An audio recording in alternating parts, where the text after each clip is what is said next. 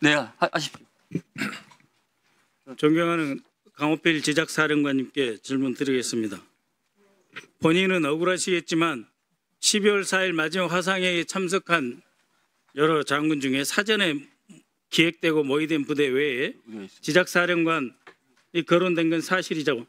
그렇습니다. 지금 그리고 박선은 했지. 이거 한번 보십시오.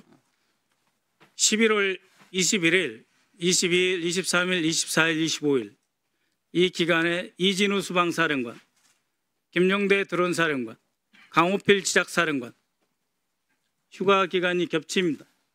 이거 우연의 결과라고 볼 수 있을까요? 사령관님, 그때 서울 오셨지 않습니까? 그렇지 않습니다. 서울 안 오셨습니까? 분명히 안 왔습니다. 그때 제가 그 언론에 제 일정을 공개했지만은 11월 22일 날은 오전에 그 수원 지방법원에 제가 검찰 측 증인으로 갔었고 오후에는 공간에 있었고 저녁에 합참 군사지원본부장 가져가고 예, 식사를 그거 이미 한번 보고 받은 바 있으니까 예. 그렇게 하겠습니다. 사령관님께서는 김용현 전 장관과 합참작전본부장 시절에 합동작전과장으로 재직하셨고 그 이후에 정말 눈부시게 진급하신 거는 인정하시죠? 육군 역사에 존경하는 우리 강호필 사령관님처럼 승진의 진급의 가도를 달리신 분이 계십니까? 한국전쟁 때 정일권 총장 빼고는 없어요.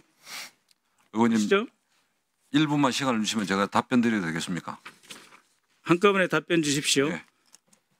2024년 7월 12일 방첩사령부 방문해서 부대 현황 청취하셨고 그때 합참차장이고 사성 장군이셨습니다. 여인영 사령관과 배석자 없이 면담하셨죠? 네, 찬연했습니다. 무슨 말씀하셨습니까? 오래돼서 기억은 나지 않지만 그냥 사적인 사담은 좀 나누다가 나왔습니다. 그러니까 7월 12일 다시 말씀드리면은 계엄 그 음모가 완전히 무르익었을 때, 즉 김용현 경호처장이 장관되기 한 달 전입니다. 방첩사에 여러 사령관들이 방문했는데 강호필 사령관님이 최고위직이에요. 대통령 빼고. 포스타 대장이 합참차장이 무슨 말씀하셨습니까? 한목에 질문해 주시면 제가 마지막에 네, 그러고요. 그다음에 존경하는 강호필 사령관이 지상작전 사령관이시기 때문에 적이 도발하면 도발 원점 타격 가하는 건 저는 옳다고 생각합니다. 그에 대한 책임은 적이 져야 되는 것이죠. 우리는 자위권을 발동할 권한과 권리가 있습니다. 그렇지 않습니까? 네. 그래서 그러한 자위권을 발동할 시에 연합사, 유엔사 교전 규칙 따라야 되죠. 네, 그렇습니다. 그렇죠. 네. 즉강 끝에서 끝은 아닌 거죠. 조기에 분쟁을 종결시키고 우리가 자위권을 효과적으로 발동시킴으로써 적들의 도발 야욕을 다시는 갖지 못하도록 하는 것이 자위권 발동의 원칙이죠. 네, 그렇습니다. 그렇죠. 자위권 원칙에 따라 대응하게 되어 있습니다. 그렇죠. 우리 군이나 유엔사나 모두 합의된 교전 수칙이 있지 않습니까? 네. 그런데 예하 부대와 현장 지도 전술 도입 때 적의 사소한 도발도 우리가 보유하고 있는 모든 탄을 다 사용해서 박살내야 된다라고 말씀하셨습니다. 이것은 교전 규칙입니까? 아니면 예하 부대 전승 승전 의지를 고취시키기 위한 격려의 말씀이셨습니까? 그것도 같이 답변을 드리겠습니다. 예. 남과 북은 매우 예민한 상황에 있습니다. 북한은 우리의 주적이고 심지어 교전국이다, 교전 상태다 해서 사실상 정전협정까지 위반하는 발언을 일삼고 있습니다. 그래서 적에 대한 도발 억제, 원점 타격, 그리고 확실한 응징 보복 중요합니다. 그러나 동시에 적들이 바로 그렇게 나오기 때문에 지작사령관이 지혜와 모든 교리에 합당한 지시와 대비태세를 갖춰야 합니다. 사령관께서 여러 말씀을 하신 것으로 제가 알고 있습니다. 그것은 대부분 교전 규칙을 넘어서 원점 타격을 비롯해서 여러 가지 작전을 준비하셨고 그 작전 자체가 문제가 아니고 유엔사와 협의 없이 과도한 작전을 준비해서 언제든지 오히려 적에 악용될 수 있는 그리고 국민들이 오해할 수 있는 즉 북풍 유도다, 외환 유치다 하는 발언을 많이 말씀하셨어요. 그것에 대해서 설명해 주십시오. 네, 의원 말씀에 세 가지에 대해서 답변드리겠습니다. 첫 번째, 초고속 승진을 해왔다는 부분에 대해서는 죄송하지만 동의하지 않습니다.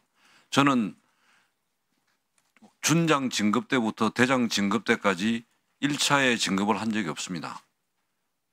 대부분 2차 내지는 3차에 진급을 했고 대장 진급 또한 제가 작전본부장으로 6개월 보직 이후에 6개월 만에 올봄에 영광스럽게 대장 진급을 했습니다. 그리고 제가 진급할 당시에 장관은 현 안보실장인 신은식 장관입니다. 두 번째, 방첩사령관 그 부분은 합참차장은 의장의 권한 위임 범위 내에서 합동부대에 대해서 지휘감독을 하도록 되어 있습니다. 그래서 제가 합참차장이 되고 나서 합동부대들을 초도 방문을 했습니다. 그 일환으로 사이버 작전사령부를 갖고 사이버 작전사령부와 방첩사령부가 바로 옆건물로 같이 붙어 있기 때문에 그때 방첩사령부에서도 방첩사령관과 참모들이 사이버 작전사령부로 왔고 이까지 온 김에 한번 부대 와서 일반 현황 설명을 보고를 좀 해주겠다 이렇게 해서 가가지고 방첩사 일반 현황 보고를 제가 청취를 하고 간단하게 사담 차 한잔하고 복귀를 했습니다. 세 번째, 도발 시 원점 타격 부분은 의원님 말씀대로 이것은 자위권 원칙을 벗어난 대응을 할 수는 없습니다.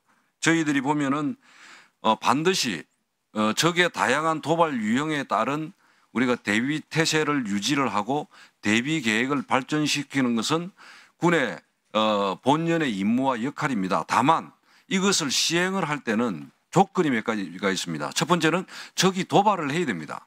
두 번째, 그다음에 도발 수준, 그다음에 우리 장병과 우리 국민의 피해 정도 이런 것들을 종합적으로 합참과 작전사, 예하부대가 상황평가를 해서 상황평가 결과에 따라 가지고 대응 개념과 대응 매뉴얼에 따라서 대응하도록 되어 있고 제가 강조한 것은 그런 측면에서 예하부대에 강조한 것입니다. 이상입니다. 네. 네. 1분. 네, 서두에도 말씀드렸지만 현재 우리 군의 위기이고 비상한 시기이기 때문에 대북 억제에 지상작전을 책임지고 계시기 때문에 제가 사령관님의 명예나 임무 수행에 대해서 부정적인 말씀 안 드리겠습니다. 그러나 앞으로 또 이 문제가 언제든지 불거질 수 있습니다. 그렇지 않습니까? 그렇습니다. 우리 대한민국의 안보를 위해서 아까 분명히 말씀하셨습니다. 비례성 충분성의 원칙, 유엔사 교전규칙, 적이 먼저 우리에게 도발하면은 과감하게 응징하되 그러나 그 전에는 억제하고 평화를 유지한다. 그런 원칙대로 적을 감시하고 지켜주시겠다 이 말씀이시잖아요.